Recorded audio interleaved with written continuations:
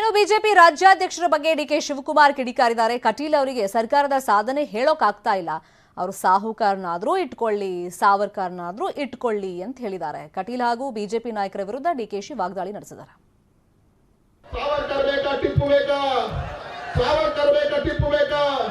ಮತಾಂಧ ಟಿಪ್ಪುವಿನ ಪರವಾಗಿ ಇವತ್ತು ಸಿದ್ದರಾಮಯ್ಯ ನಿಲ್ತಾರೆ. ಅಷ್ಟೇ ಯಾಕೆ? ಅದಕ್ಕಾಗಿ ಹೇಳಿದೆ ಬಂಧುಗಳೇ, ಈ ಚುನಾವಣೆ ಕೇವಲ ಬಿಜೆಪಿ ಕಾಂಗ್ರೆಸ್ಸಿನ ಚುನಾವಣೆ ಅಲ್ಲ. ಈ ಚುನಾವಣೆ ಕೇವಲ ಎರಡು ರಾಜಕೀಯ ಪಾರ್ಟಿಗಳ ವಿರೋಧ ಅಲ್ಲ. ಈ ಚುನಾವಣೆ ಎರಡು ರಾಜಕೀಯ ನಾಯಕರ ಮಧ್ಯೆ ಸ್ಪರ್ಧೆ ಅಲ್ಲ.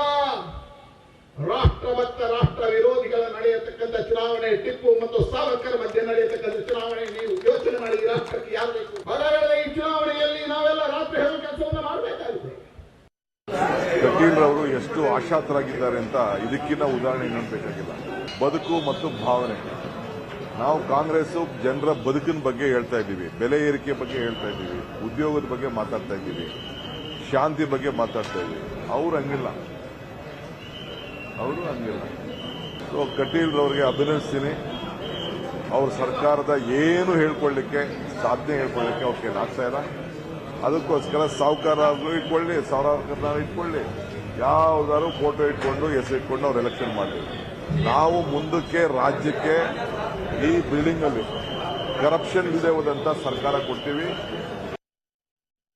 ಎಚ್.ಡಿ. ಕುಮಾರಸ್ವಾಮಿಯಿಂದ ಬಿಜೆಪಿಯಲ್ಲಿ ಬ್ರಾಹ್ಮಣ ಸಿಎಂ ಹೇಳಿಕೆ ವಿಚಾರಕ್ಕೆ ಸಂಬಂಧಪಟ್ಟಂತೆ ಡಿಕೆ ಶಿವಕುಮಾರ್ ಪ್ರತಿಕ್ರಿಯೆ ಕೊಟ್ಟಿದ್ದಾರೆ.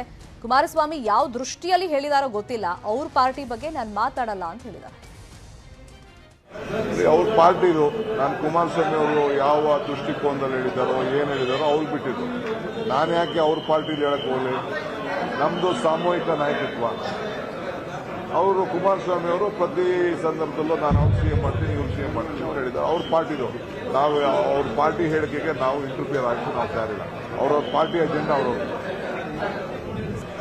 ಅವ್ರ ಪಾರ್ಟಿದು, ನಾನು ಕುಮಾರಸ್ವಾಮಿ ಅವರು ಯಾವ ದೃಷ್ಟಿಕೋನದಲ್ಲಿ ಹೇಳಿದಾರೋ ಏನು ಹೇಳಿದಾರೋ ಅವ್ರು ಬಿಟ್ಟಿದ್ದು. ನಾನು ಯಾಕೆ ಅವ್ರ ಪಾರ್ಟಿಲಿ ಹೇಳಕ್ ಹೋಗ್ಲಿ? ನಮ್ದು ಸಾಮೂಹಿಕ ನಾಯಕತ್ವ.